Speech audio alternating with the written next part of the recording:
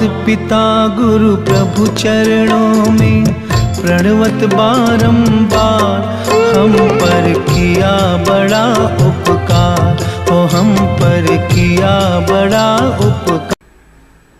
नमस्कार, news Savara TV news में मैं राजू अग्रवाल आपका हार्दिक स्वागत करता हूं। आइए देखें भिवंडी शहर व शहर के आसपास की कुछ विशेष खबर। लोग सताए गए हैं, किसी से कुछ कहो तो कोई सेठ हमेशा बोलता था कि कारीगरों को जोड़ने में कामयाब हुए, और आज हमारे कारीगर मजदूर भाई अपना एकता का प्रत्यय हमको सेठों से जो हमारा हक था मिल नहीं रहा था, छीनने का दोस्तों मौका आ गया है। बहुत ज्यादा दिन नहीं रह गया है।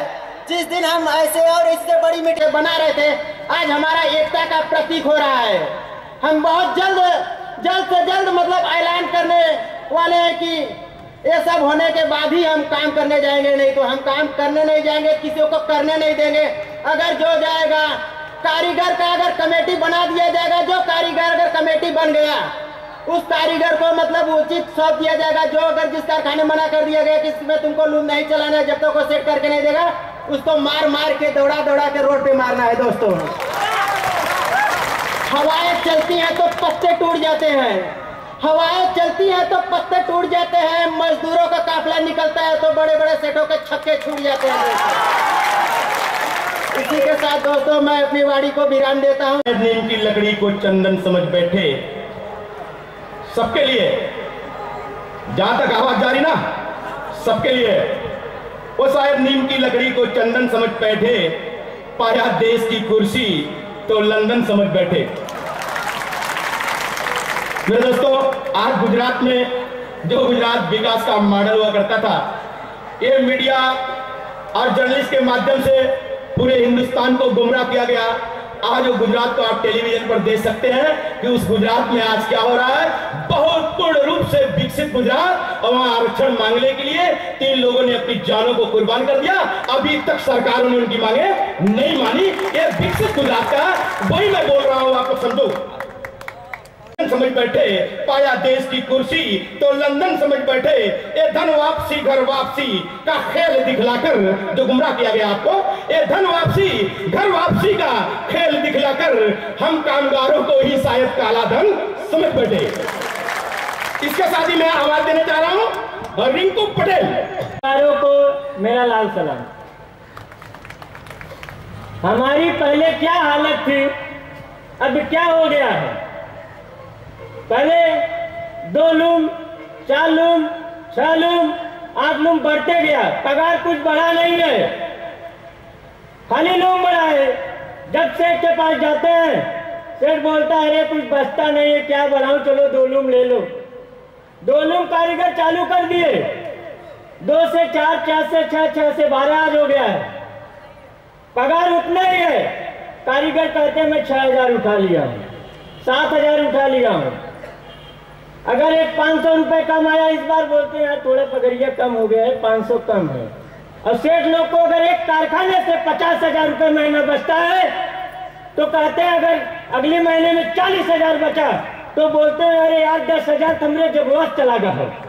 यही बोलते हैं ना। हम लोग को एक ही बात समझ में आता है कि सेठ सही बोल रहा है, 10,000 जेबस गया है।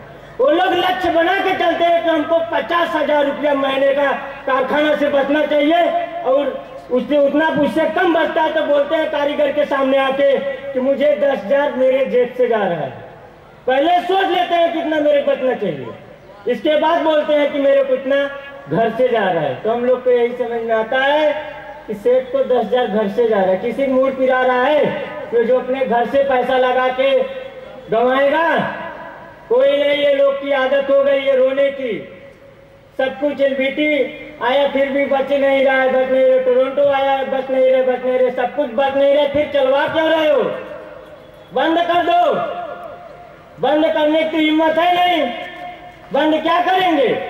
दूसरों खाली रहता है, कारीगर मांगने जाएंगे तो बचता नहीं है। बाकी इन लोग को कहीं पैसा देना है, कहीं काम नहीं, इन लोग का रुकना नहीं चाहिए। हम लोग के लिए कुछ भी है रुक जाता है, मांगने जाओ बोलते बचता नहीं, क्या करेंगे? अभी ये लोग, पहले तो हमारी एकता नहीं थी, अब एकता हो गई है। जो चाहते हैं वो कर सकते हैं। मुट्ठी खोलो, मुट्ठी अपने हाथ में है, सब कुछ मुट्ठी खोलो, हाथ से छीन लो, सब कुछ अपने हाथ में है। वह ये मुट्ठी खुलना चाहिए और खुलने का समय आ गया है दोस्तों। इसी में सबकी भलाई है कि मतलब सब लोग जितने कारखाने से, कुछ लोग तो सबके दिमाग में एक ही बात घुसती है। कुछ लोग हैं बोलते हैं अरे यार हमको तो साल 2 साल रहना है। क्या 2 साल भर आप यहाँ पे रह के जाएंगे? घर जाएंगे या यूपी बिहार के जहाँ से भी आए हैं वहाँ जाएंगे, क्या वहाँ सरकारी नौकरी तुम्हारे बीवी बच्चों का लग जाएगा या तुम्हारा लग जाएगा? 1 साल 2 साल भिवंडी में छोड़ के जाओगे तो अपने को यहाँ रहना है तो सुधार के रहो, नहीं तो फिर छोड़ने की क्या बात करते हो? यह तो है नहीं कि जाओगे यूपी में या बिहार में तुमको सरकारी नौकरी वहाँ रखी है, 2 साल यहाँ भिवंडी में करने के बाद वहाँ सरकारी नौकरी लग जाएगी। हम लोग की यही मांग है कि 8 घंटे की ड्यूटी चालू 11,171 रुपया पगार हम लोग का होना चाहिए, बोनस सब कुछ मिलना चाहिए। अगर ये नहीं मिलेगा तो हम लोग काम नहीं करेंगे और पीने का पानी व्यवस्था सब कुछ होना चाहिए, तब तो ठीक है। नहीं कारखाने में काम करना अपने लिए समझ लो बहुत बेकार है। और अगर सबको संगठन में रहना है, संगठन भाई देखो ये सब करके आए हैं, कितने लोग नहीं पढ़े हैं फिर भी इतना ज्ञान है सबको कि कैसे क्या होता है कैसे क्या नहीं होता है। अगर एक पुलिस अगर कारखाने पर आ जाए अपने घर पे आ जाए तो क्या बोलते हैं उसको? अरे साहब आ गए। उसको आदमी तो भी है ना, उससे क्यों डरते हो या उसका क्या रखते हो? इसी बात पे अहमियत रखते हो, सर करते हो। हमारे पास जिसके पास लाल वोटर का कार्ड है उसको जिस गली में गुजरे ताकि सामने वाला वो सोचे क्या ये लाल वोटर का सिपाही है, ऐसा होना चाहिए सबके पास।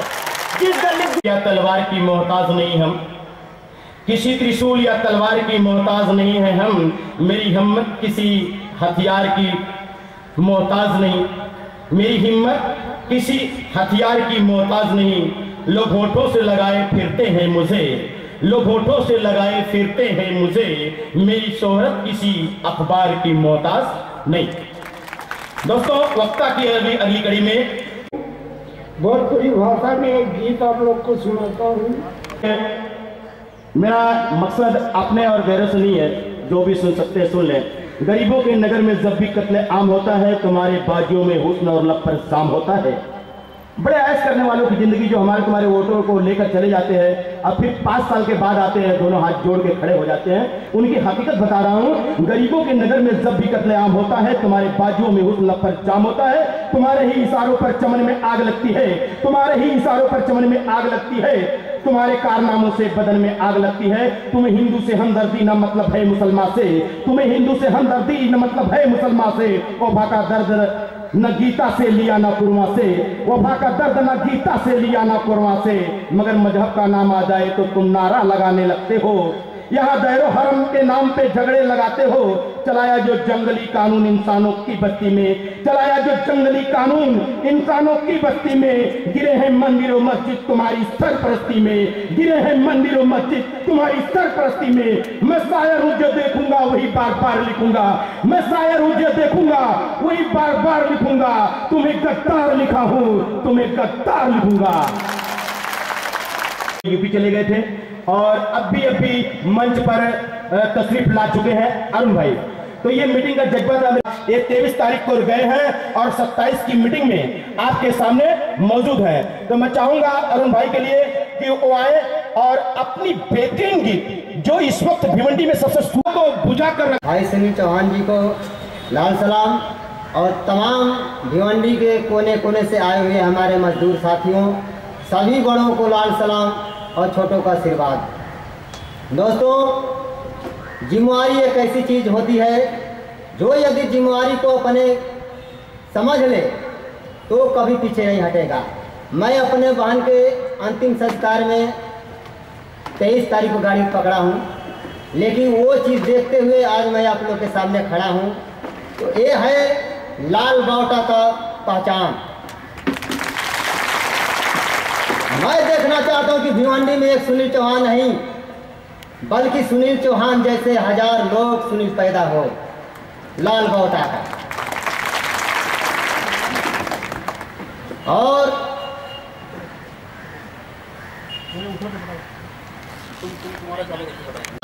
लूमा हो भैया एकता बनावा, कामगार एकता, कामगार एकता, नसैया आलम सलाम, मजदूर एकता जिंदाबाद, लाल बागदा जिंदाबाद, मजदूर एकता जिंदाबाद, लाल बागदा जिंदाबाद।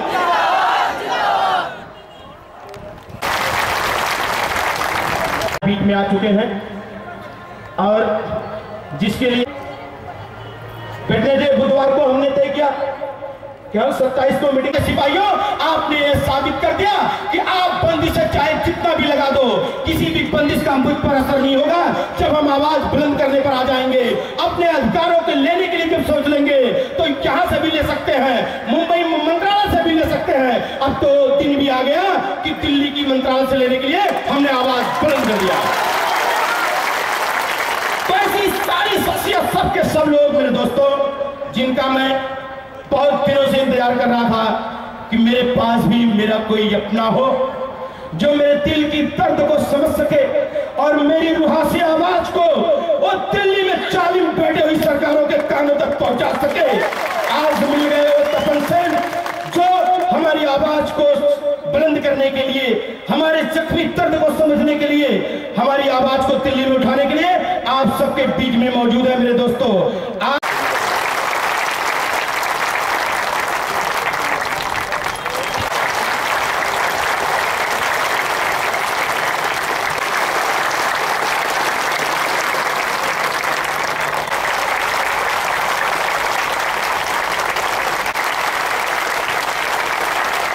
बड़ी हिम्मत है मिट्टी के जी, कॉमरेड मरियम दवले जी और मंच पे बैठे मेरे सभी दोस्त साथियों, और यहाँ पे मजदूरों की लड़ाई में शरीक होने के लिए आए हुए सभी मजदूर भाइयों को मेरा लाल सलाम।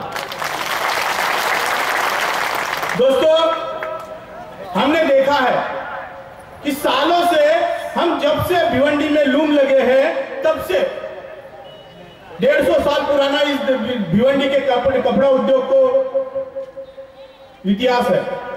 तब से इस भिवंडी में मजदूरों का शोषण होते आ रहा है। भिवंडी से जो आया वो खाली हड्डियों का ढांचा ही लेके गया है, 2 पैसा कभी लेके नहीं गया। ऐसा सालों से होते आ रहा है दोस्तों। यहाँ पे कभी मजदूरों की लड़ाई के लिए कोई अगुवाई किया तो उसको बम से उड़ा दिया, कभी गोली मार दिए, ऐसे अनेक प्रकार से अत्याचार किए, लेकिन भिवंडी में कभी यूनियन, मजदूरों का यूनियन होने नहीं दिए। लेकिन हमने ठाना कि भिवंडी में ये जो सबसे ज्यादा अन्याय पावरलूम मजदूरों पे हो रहा है उसको रोके बगैर हम रहेंगे नहीं। इस विश्वास से लेके हमने मजदूरों पे काम करना चालू किया। 4 साल से हम लोग 4-5 साल से वारपुरा में काम कर रहे थे। तब उन्होंने देखा है कि लाल बागदा जिसको साथ देता है उसका साथ कभी नहीं छोड़ता। हमने 4 महीना पहले जब लोगों को, आप लोगों को इकट्ठा करना चालू किया तो हमें कुछ लोगों ने बताया कि ये कारीगर किसी के नहीं होते, ये तुमको कभी साथ नहीं देंगे। मैं बोला नीयत और सीरत अगर अच्छी हो तो हर कोई साथ देता है। और हमने प्रयास किया तो आज नजारा आपके सामने है दोस्तों। इतने में होने वाला नहीं है, इतने में होने वाला नहीं है। भिवंडी में कम से कम 6 से 6.5 लाख मजदूर है और उन हर आदमी को संगठन से जोड़ने का काम आपको करना है दोस्तों। हर आदमी को संगठन से जोड़ने का काम आपको करना है। आप जो मांगे मांग रहे हो, आप जो मांगे बोल रहे हो, आप जो मांगे मांग रहे हो, सरकार ने जो तय किया है वो आज तक आपको नहीं मिल रहा है। उसका कारण यह है कि हमारी तादाद कम है दोस्तों। अगर हमारी तादाद इतनी हो जाए कि भिवंडी का हर गली, हर मोहल्ला, हर रास्ता कारीगरों से भर जाए तो इस देश का मुख्यमंत्री भी भिवंडी में आकर तुम्हारी मांगे देने को राजी हो जाएगा। लेकिन हमारा भी पौधा नया, हम काम चालू किए हैं। हम जिस रफ्तार से काम चालू कर रहे हैं वो दिन दूर नहीं, वो दिन दूर नहीं कि हर मजदूर को 8 घंटे की ड्यूटी गवर्नमेंट ने तय किया है कि 11,173 रुपया, लेकिन हमारे संगठन की मांग है कि हमें 15,000 रुपया कम से कम फिक्स पगार मिलना चाहिए। उसकी भी लड़ाई जारी है, उसकी भी लड़ाई लड़ेंगे। अभी कल के पेपर में हमने पढ़ा कि यहाँ के एक नेता जो पावरलूम उद्योग के लीडर आए थे उनको बोल रहे थे कि वर्करों से भी बुरी हालत इस कपड़ा उद्योग के सेठों की है और जो मिनिमम वेज है उनको लागू होना चाहिए, ऐसे बोल रहे थे दोस्तों। तो मिनिमम वेज अगर उनको लागू हो गया तो क्या उनका मुनाफा हमको देंगे? तो दोस्तों भिवंडी के मजदूर लड़ाई को गुमराह करने के लिए ये अनेकों हालात दिए जा रहे हैं। मई से हमने चालू किया। मई में पहली बार हमने आपको कॉर्नर मीटिंग के बाद मीनाताई ठाकरे हाल में मीटिंग ली। मीनाताई ठाकरे हाल में ऐलान किया कि हम लोग आजाद मैदान जाएंगे। तो यहाँ से हजारों लोग आजाद मैदान को गए, वहां से आए, फिर मीनाताई ठाकरे हाल में मीटिंग हुई, फिर प्रांत ऑफिस के 2 बार मोर्चे हुए। ये जो लगातार आंदोलन चल रहा है 2-4 महीनों से, इसके वजह से यहाँ का जो लेबर ऑफिसर है, फैक्ट्री इंस्पेक्टर है, वो मजबूर से क्यों न हो इनके कारखानों में जाके इंक्वायरी करने लगा। भंडारी से चालू हो गया, भंडारी में जाके इंक्वायरी करने लगा, उनको पूछने लगा कि तुम कारीगर को कितना पगार देते हो, फीस देते हो कि नहीं देते हो, तुम्हारे कारखाने में संडास मूत्री है कि नहीं है, तुम इनको हाजिरी कार्ड देते हो कि नहीं देते हो, कितना घंटा काम करवा के लेते हो, इनको कौन कौन सी सुविधा देते हो। ये तो कुछ देते ही नहीं, इसलिए कुछ बोल ही नहीं सकते। ऐसी कार्रवाई ये चालू हो गई। और ये चालू कार्रवाई भिवंडी के दूसरे इलाकों में भी होने वाली थी। ये जो कार्रवाई है वो भिवंडी के दूसरे एरिया में भी होने वाली थी, तभी होने वाली थी, लेकिन रमजान का महीना था। रमजान के महीने में हम नहीं चाहते थे कि किसी की भावनाओं को, किसी का त्योहार खराब हो, इसलिए हमने उस टाइम उनको रोक दिया। हो पाया। इनका मकसद था प्रोडक्शन कम कर देना, प्रोडक्शन जो है भिवंडी का कम कर देना, और इनके गोडाउन में जो माल पड़ा है उसको प्रोडक्शन कम होने के बाद गोडाउन का माल ज्यादा भाव से बेच देना और 2 साल का इकट्ठा मुनाफा कमा लेना, ये इनका मकसद था। लेकिन दोस्तों बंद अच्छी तरह से मुकम्मल तरीके से बंद नहीं हो पाया। इस वजह से बंद का भी जो नाटक किया था वो भी सक्सेस नहीं हो रहा है। बंद के वजह से कारीगर खोली पे बैठे हैं और वो खोली पे नहीं बैठते हुए यूनियन के ऑफिस का रुख कर रहे हैं। अगर बंद ज्यादा दिन तक चलता रहेगा तो ये साले सब के सब यूनियन की तरफ जाएंगे। और अगर इन्होंने मीटिंग कर दिया और उस मीटिंग में अगर ज्यादा लोग चले गए तो लगता है लाल बावटा हमको छोड़ेगा नहीं। इस डर की वजह से 24 तारीख को इन्होंने चालू किया। होने के बावजूद हमारे बीच में आए हुए खासदार राज्यसभा के हमारे कॉमरेड, CITU के Akhil Bharatiya general secretary comrade तपन सेन, मंच पे बैठे हुए हमारे CITU के लड़ाऊ नेता कॉमरेड सुनील चौहान, बाकी सब नेतागण और भाइयों और बहनों,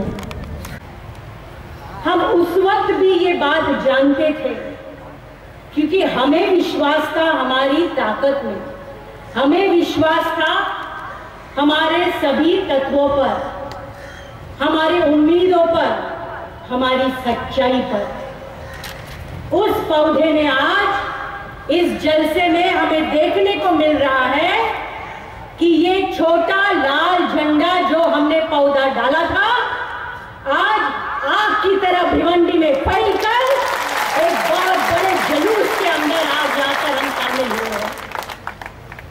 सवाल क्या है? मैं बहुत लंबा चौड़ा भाषण नहीं करने वाली क्योंकि हमें खास कॉमरेड तपन सेन का भाषण सुनना है। मालक ने यहां पर क्या क्या नहीं किया अपनी ताकत तोड़ने के लिए। सबसे पहले मजहब का इस्तेमाल किया, नहीं हम मुसलमान आप मुसलमान एक साथ रहना चाहिए। फिर दमदाटी किया, जैसे आपको सुनील ने बताया, यूनियन में जाओगे तो निकाल देंगे, यूनियन में जाओगे तो ज्यादा काम करना पड़ेगा, कल से मत आओ। यूनियन को तोड़ने की बहुत कोशिश की, साजिश की, गुंडे लगाए, धमकियां दी गई, लोगों के पीछे गुंडे भेजे गए। हमारे कोई भी कॉमरेड डरे नहीं। और एक उन्होंने तरीका निकाला, वो जानते थे ये संगठन बढ़ रही है इसलिए धमकी दी। वो सोचे कि यहाँ के मजदूर सपने लेकर आए हैं यूपी से, कहीं कहीं और से इस मुल्क के अंदर सपने लेकर आए हैं। यहाँ पर सपनों को साकार करने के लिए यहाँ 10 लूम 12 लूम पे काम कर रहे हैं। जाएंगे कहाँ? तो धमकी दी कि हम कारखाने बंद कर डालेंगे। फिर भी हम नहीं डरे। 16 तारीख को कारखाना बंद किया, ये कहकर कि 1 तारीख तक हम बंद रखेंगे। क्यों 1 तारीख कहा? क्योंकि 2 तारीख को ऑल इंडिया का स्ट्राइक है, ऑल इंडिया की हड़ताल है। वो जानते थे 1 तारीख तक बंद रखेंगे तो 2 तारीख को कामगार को आना ही पड़ेगा, स्ट्राइक पे कैसे जाएंगे।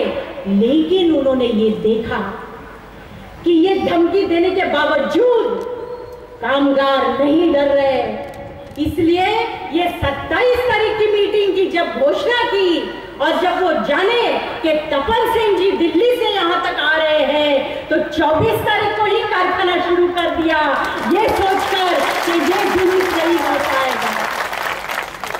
हम जहां पर अभी खाना खाने गए थे वहां पर ऊपर के मजले में टेक्सटाइल वालों की मीटिंग चल रही थी।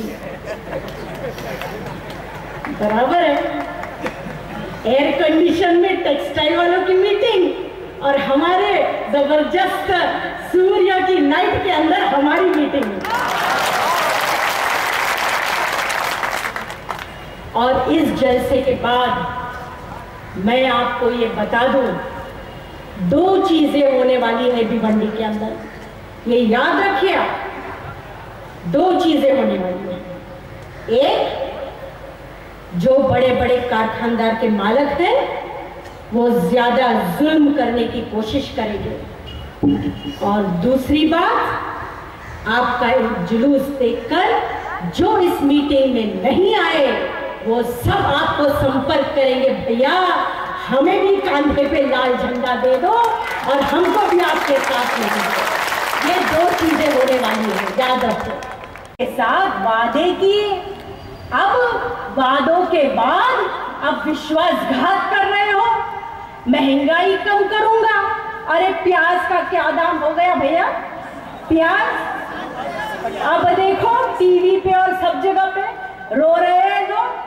प्याज का दाम, तूर दाल का दाम, तेल का दाम, दवाइयों का दाम या रिक्शा का भाड़ा, एसटी का भाड़ा, कुछ नहीं कम हुआ। विश्वासघात किया है ये बीजेपी के लोगों ने इस मुल्क के साथ में, हमारे साथ विश्वासघात किया है। ये हमें कभी नहीं भूलना चाहिए। और बोल रहे हैं यहाँ पर कारखाना मालिक कहता है हमारा मुनाफा नहीं बढ़ रहा है। अरे आज तक कोई भी मालिक जो है इस देश के अंदर कभी ये कहा है कि हमारा पैसा अच्छा बन रहा है, हमारा मुनाफा बढ़ रहा है? कभी नहीं कहा है। हमारा अग्रीमेंट होता है मालिकों के साथ साथ कामगारों का, ट्रेड यूनियन का। हमने देखा है रिलायंस का कारखाना है, रिलायंस वाला ये अंबानी 27 मंजिले बिल्डिंग में रहता है बंबई के अंदर। 27 मंजिले की बिल्डिंग 10,000 करोड़ में बनी है, 5 लोग रहते हैं उस घर के अंदर। 27 मंजिले में क्या करते हैं जानते नहीं। लाइट का बिल लाखों में आता है, पानी लाखों लीटर इस्तेमाल होता है। ये किसकी मेहनत का कमाई है? ये अंबानी ने कभी कारखाने में काम किया है? अंबानी के कारखाने में लाखों कामगारों ने काम किया है, मजदूरी की है, उसका नफा बनाया है, इसलिए आज उसकी 27 मंजिले की बिल्डिंग बनी है और हम एक एक खोली के अंदर 27 लोग रह रहे हैं। ये इस तरह का हमारा जिंदगी है। हुए हमारे मजदूर भाई और बहन, पहले तो एक चीज साफ करना चाहते हैं, हम इधर एक खासदार के नाते आपको संबोधन करने नहीं आए। हम CI2 का महासचिव होने के नाते, जो CI2 संगठन के तरफ से लाल झंडा पकड़ते हुए आपको संघर्ष के साथ संघर्ष को संगठित करने के लिए जो काम हो रहा है, हम CI2 का तरफ से आप सबको बधाई देने आया हूं। जो वो काम में आप काफी आगे बढ़ चुका है। संघर्ष में हम जाते हैं जीतने के लिए, जीत ही हमारे मंजिल होता है। मेरा समझ में हम तो जीतना शुरू कर दिया। मालिकों ने बंद कर दिया था पावर लूम, मजदूरों को सबक सिखाने के लिए, जो संघर्ष के राह पर मत जाओ, भूखा मरोगे। और जब ये संघर्ष को मालिकों का वो बंद करने का धमकी को उपेक्षा करते हुए मजदूरों ने जब बंदियों का जवाब देने के लिए कमर कस रहा है और ये जलसा का आयोजन किया है आगे संघर्ष और ऊंचाई में ले जाने के लिए, तब वो 16 तारीख 24 तारीख की फिर फैक्ट्रियां खोल दिया। तो आप तो पहला चरण में जीत चुके हैं, आपको जीत का सिलसिला शुरू हो गया है। वो लोग सोचा था बंद कर देगा तो अब डर के मारे वापस चला जाएगा, यूनियन करना छोड़ देंगे, अब लड़ेंगे नहीं। लेकिन वो जब देख रहा था जो हमारे बंद करना ही, ये लोग डरा नहीं, तब ये जलसा को तोड़ने के लिए मीटिंग फिर फैक्ट्रियां खोल दिया। अच्छा है, खुला, हम स्वागत करते हैं। साथ ही एक बात समझना है, वो बंद करेगा, फैक्ट्रियां नहीं चल रहा है, मंदी का दौर चल रहा है, इसीलिए बंद हो रहा है, वो ये बहाना करते रहेंगे। सारे मीडिया उसको मदद करते रहेंगे, कहे मीडिया भी तो मालिकों का मीडिया होता है। मीडिया तो एक धंधा है ना, बिजनेस है। एक मालिक दूसरे मालिक को मदद करेगा, यही नियम है। एक मजदूर दूसरा मजदूर को पास खड़ा हो जाएगा, यही जैसा प्रकृति का नियम है। ऐसा ही एक मालिक दूसरे मालिकों का सारे गद्दारियों में मदद करेगा, दुनिया का नियम ही ऐसा होता है। अच्छे मालिक बुरा मालिक होता नहीं है, हो नहीं सकता है। इक्का दुक्का अच्छा इंसान निकाल सकता है मालिकों का अंदर, लेकिन वो जब मालिक बन जाता है तब मजदूर को शोषण करना ही पड़ता है, नहीं तो मालिक बने नहीं रह सकता है। यही है हमारे लाल झंडा का बुनियादी शिक्षा, ये समझना जरूरी है। तो मालिक मालिकों का मदद करता है। मालिक जब बहाना करता है, पावर लूम का मालिक जो दुनिया में मंदी चल रहा है, अभी पावर लूम बंद करके रखेगा, मजदूर को पेट में लाश पड़ जाए तो हम क्या कर सकता है, ये बहाना करता है। मीडिया में उसका प्रचार होता है। अब देखोगे बड़े बड़े अर्थशास्त्री ने ये लेके तर्क करते हैं टीवी के पर्दे में। आज ही आया एक अंग्रेजी न्यूज़पेपर में, वो संपादकीय लिखा, एडिटोरियल लिखा, जो पावर लूम बिजनेस बहुत मंदी के दौर में चल रहा है। आज ही देखा, हम दिल्ली से वहां आते आते वो पेपर देखा, हिंदू में एडिटोरियल आया, बहुत मंदी का दौर में चल रहा है।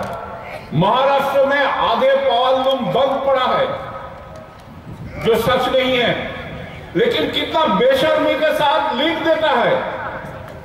कोई तर्क भी नहीं उठाता है जो झूठ लिख रहे हैं तू पेपर में। महाराष्ट्र में आधी पावर लूम बंद नहीं है, ये आज का डेट में यही तो है, वो लिखा है, आज का पेपर में है, आधी पावर लूम बंद पड़ा है, मतलब कहानी बना रहा है। सरकार ने मजबूरन किमान वेतन ऐलान करने के लिए बंद हुआ। आजाद मैदान में वो आपका वो शानदार प्रदर्शन, मजदूरों को हाईकोर्ट में जाते हुए लड़ाई, कुल मिला के नतीजा मिला आपका किमान वेतन बोलने के ऐलान करने के लिए मजबूर हो गया 30 साल बाद। और इसमें सारे बात आया कितना लूम में काम करोगे, 8 घंटा के लिए किमान वेतन होता है, 12-12, 14-14 घंटा काम के लिए किमान वेतन नहीं होते हैं। ये सारे बात जब आया, मजबूरन करना पड़ा, तो ये कहानी शुरू हो गया।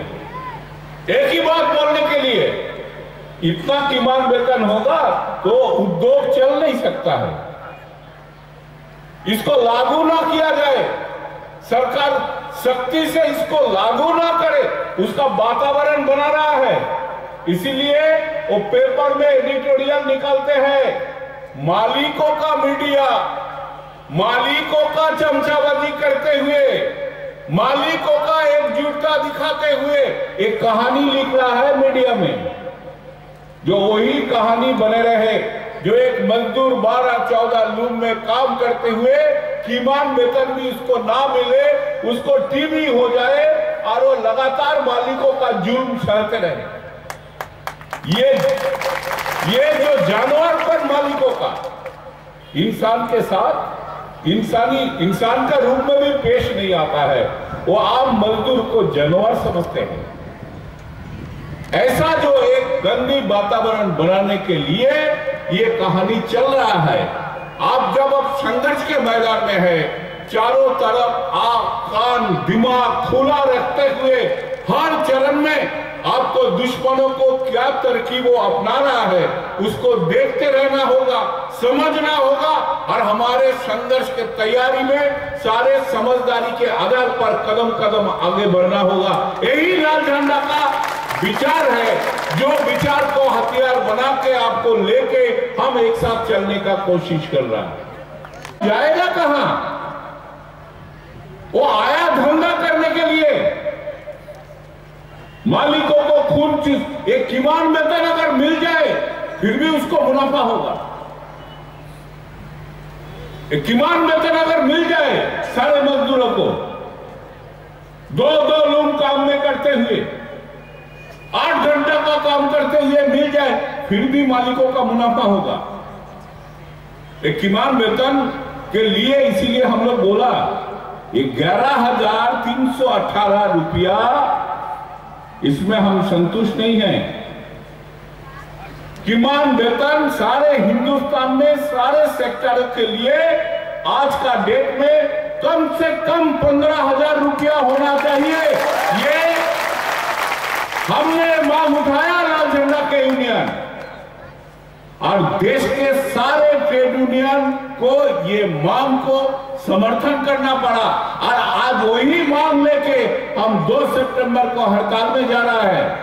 वो भी एक मांग है, कम से कम 15,000 रुपया करना होगा। हम तो आपको ये किमान वेतन अगर लागू भी हो जाए, जो अभी तक लागू नहीं किया, लागू ना करने के लिए सारे बहाना कर रहा है, मंदी है बंदी है, वो बंदी उसको एक बहाना है, एक आपको डराने के लिए वो बंद करके नहीं जा पाएगा। हम अगर किसको कितना है दम ये बोलते हुए अगर मैदान में उतर जाए, हर टाइप का हर तरीका का डराने का तरीका बेकार हो जाता है। फलाना योजना अनाउंस करते रहते हैं, घोषणा करते रहते हैं, अमिताभ बच्चन उसका प्रचार करते रहते हैं टीवी के पर्दे में। कितने लोगों को मिला? कितने लोग ये समझा? वो समझ रहा है एक तरफ मजदूरों को ऊपर हमला करते हैं, दूसरे तरफ मजदूरों के लिए हम ये दे रहा है वो दे रहा है, लोगों को गुमराह करना चाहते हैं। तो हम यही बात को सामने रखते हुए हम बताया इसको लागू करना है, आप कदम उठाइए। कमरेड नरसैया भी वही बात बताया चीफ मिनिस्टर को, जो 12-12, 14-14 लूम में काम करेगा और किमान वेतन वही रहेगा, बनता नहीं। आप तय करो, हम नहीं बोल रहा है एक ही लूम में काम करेगा मजदूर, हम ये बोल रहा है जो एक्सपर्ट कमेटी है वो लोग के सलाह करो। 6 लाख काफी होता है, अगर आपका जरिए ये 6 लाख के पास ये संदेशा चला जाए, हो जाएगा तो दोबारा बोलेंगे मालिक हड़ताल में जाओ तो फिर बंद कर देंगे। डरना मत, कितना दिन बंद रखेगा, उसको धंधा में वापस आना ही पड़ेगा। वो अगर एक दिन बंद करता है, हम 2 दिन बंद करके बोलेंगे तेरे नानी याद दिला देंगे, वो और बंद करने का नौटंकी कर नहीं पाएंगे, बंद हो जाएगा। कोई मंदी का कहानी, सारे झूठे का सौदा है। हमारे देश में इतने कपड़े का जरूरत है। हिंदुस्तान में कम से कम कपड़े बनाने का धंधा में कभी मंदी आ नहीं सकता है। आज भी हमारे 30% नंगा घूमते हैं गांव में। तो मंदी का कहानी भी बकवास है। तो ऐसी स्थिति में ये समझदारी लेके हमको आगे चलना है। हमारे CITU का कार्यक्रम चाहता हूं, जो हमारा 8 घंटे 2 लोग 11,173 रुपए जो हमारा किमान वेतन था, वो सरकार ने 11,318 रुपए किया है। ये मेरे हाथ में GR है सरकार का निकाला हुआ। और मालिक लोगों को मैं बोल रहा हूं, जब सीटू का लाल झंडा आया है, ये आपको देना ही पड़ेगा। कहां जाओगे तुम? सरकार पर जाओगे? अबे हाईकोर्ट में केस जाके सब मालिक हाईकोर्ट में गए। हाईकोर्ट में 31 तारीख को इसकी आखिरी तारीख है। आप हाईकोर्ट में गए, लाल वोटा सुप्रीम कोर्ट में जाएगा, याद में रखो। अरे यार, भिवंडी में 6 लाख लोग हैं। हर मजदूर के पास 10 रुपया जमा करे तो भी कितना पैसा होता, आप ही विचार करो। और ये मालिक लोगों को हम अब बोलने वाले हैं, तू कब्रिस्तान में भी गया तो वहां से निकालूंगा ये पैसे लेकर मजदूर को।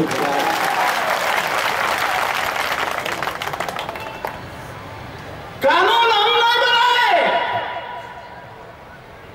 कानून सरकार ने बनाया है। जब कानून बनता है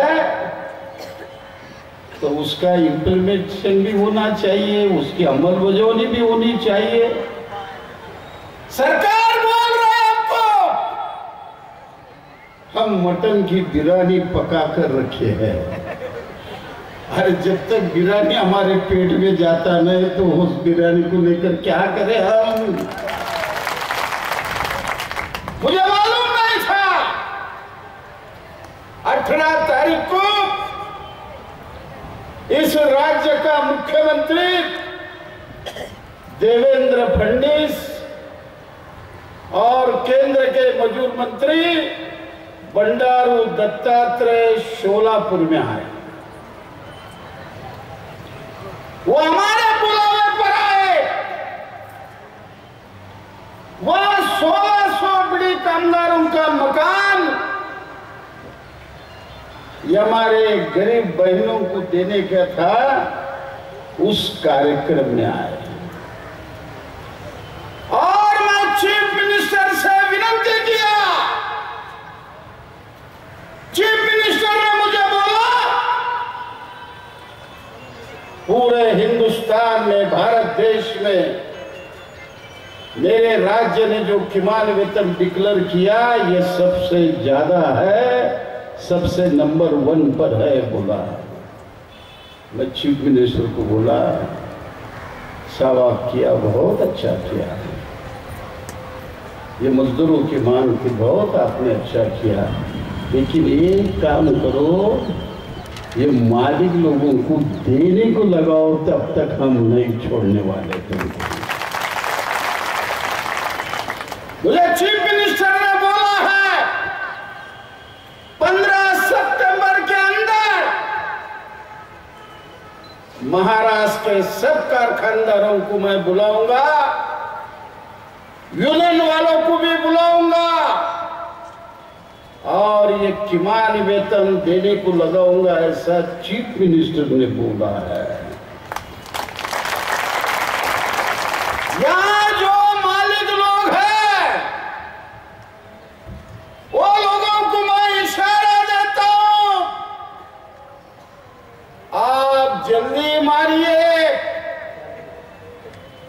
नहीं मानोगे, मेरे पास जादू की कांडी है, जादू की कांडी।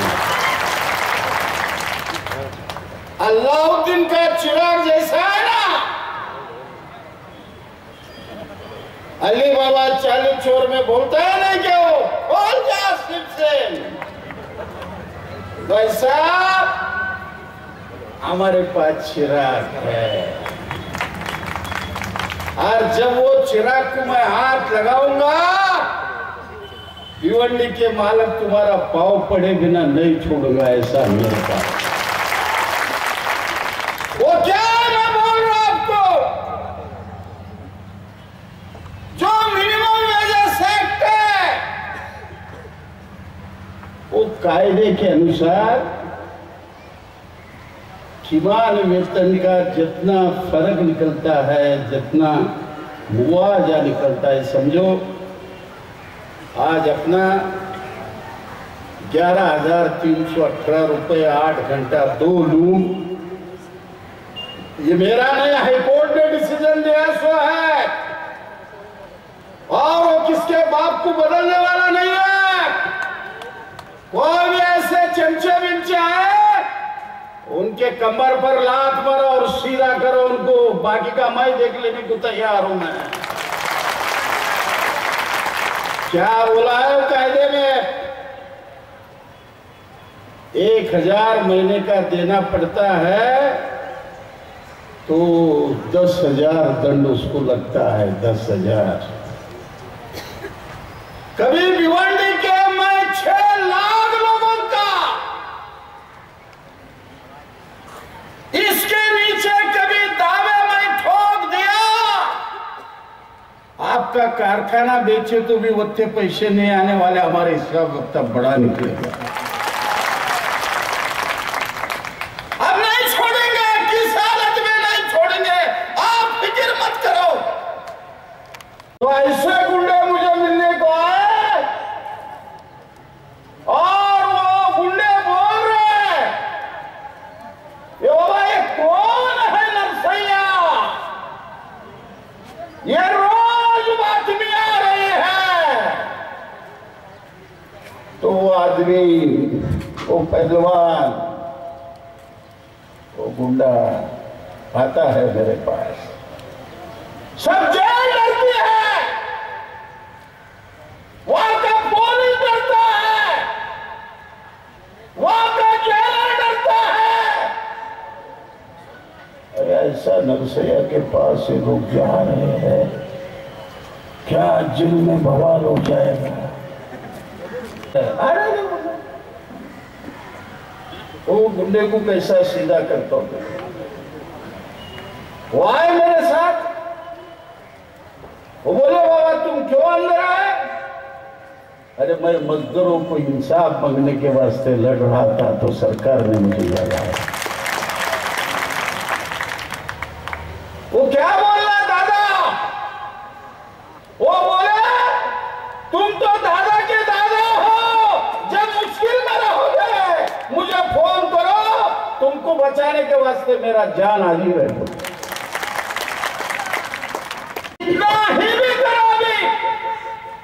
मजदूर जाग उठा है, जब मजदूर जागता है,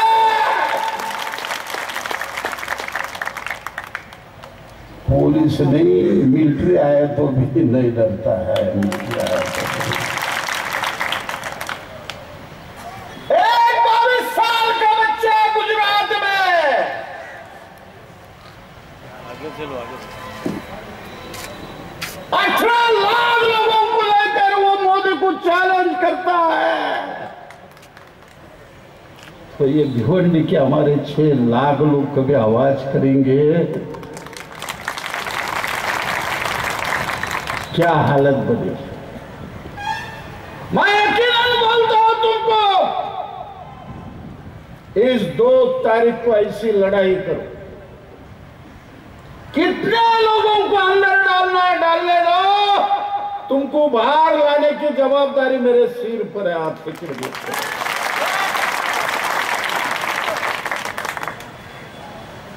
और यहाँ के पुलिस यहाँ का जो एसपी रहेगा, यहाँ का जो कलेक्टर रहेगा, यहाँ के जो उनके अधिकारी रहेंगे, उनको मैं चेतावनी दे रहा हूं, याद रखो 2 तारीख को चाहे हमारा खून रास्ते पर गिरे लेकिन लूम नहीं चलेगा यार, लूम नहीं। क्यों? हमारी बुनियादी मांग है, बुनियादी मांग।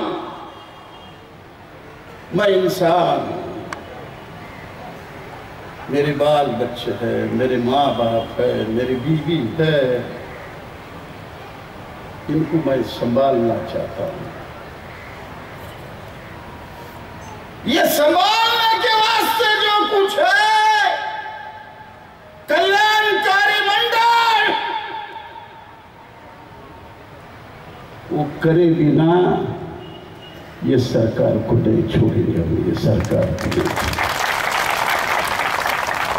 मैं ऐलान के साथ बोल रहा हूं,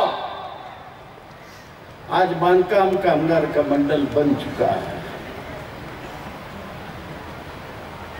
क्या सहूलत है आप जाके पूछो, बांधकाम कामगार जो बिगारी है, मट्टी में काम करता है, उसका लड़का IAS बनने के वास्ते भी ये मंडल से पैसे मिलते हैं। 4,500 करोड़ रुपए ये मंडल में है। अरे जो अमाल है वो अमाल का मंडल है। अरे हम तो इस देश को नहीं, इस दुनिया को कपड़ा देने वाले लोग हम, और हमारी हालत भिखारी का भी नहीं हालत होते, खराब हालत तुमने हमारा कर रखा है। कहां से हमको 8 लूम चलाओगे, 12 लूम चलाओगे, 16 लूम चलाओगे। ये मजदूर है, जानवर नहीं, मजदूर है। और सरकार ने जो नियम बनाया वो नियम के अनुसार 2 लूम 8 घंटा, इससे ऊपर हमारे हाथ से काम होने वाला नहीं है। मैं मालिक को बोलता हूं, लाओ पुलिस को, उनको नहीं लाओ, उसको बोलो साचा चलाने को बोलो, लूम को चलाने को बोलो। जब तक हमारा मजदूर उस लूम पर हाथ नहीं लगाता तब तक वहाँ कपड़ा बाहर आता नहीं। जब तक कपड़ा बाहर आता नहीं तब तक बाजार में तुझे कीमत मिलता नहीं है। असली मालिक हम इसके, इसका वाटा हमारा है। आज क्या भाई, दोपहर को होटल में खाने के वास्ते गया और उस वाले को पूछा कांदे का क्या भाव है, तो बोल रहा 80 रुपये किलो कांदा हुआ है। मैं बोला इससे चांदी सस्ता है ना कांदा का भाव, क्या लूट रहे हो, लोगों को लूट रहे हैं, बहाना बना रहे हैं, साठे बना रहे हैं, ब्लैक में डाल रहे हैं, करोड़ों अरबों रुपए लूट रहे हैं। लूटने वाले अभी याद में रखो, 2 सितंबर को मजदूर ऐसा मैदान में आ रहेगा, पूरा भारत देश तक करेगा। बस इतना ही, कल फिर मिलेंगे कुछ नई खबरों के साथ। तब तक के लिए हमें अनुमति दीजिए। धन्यवाद।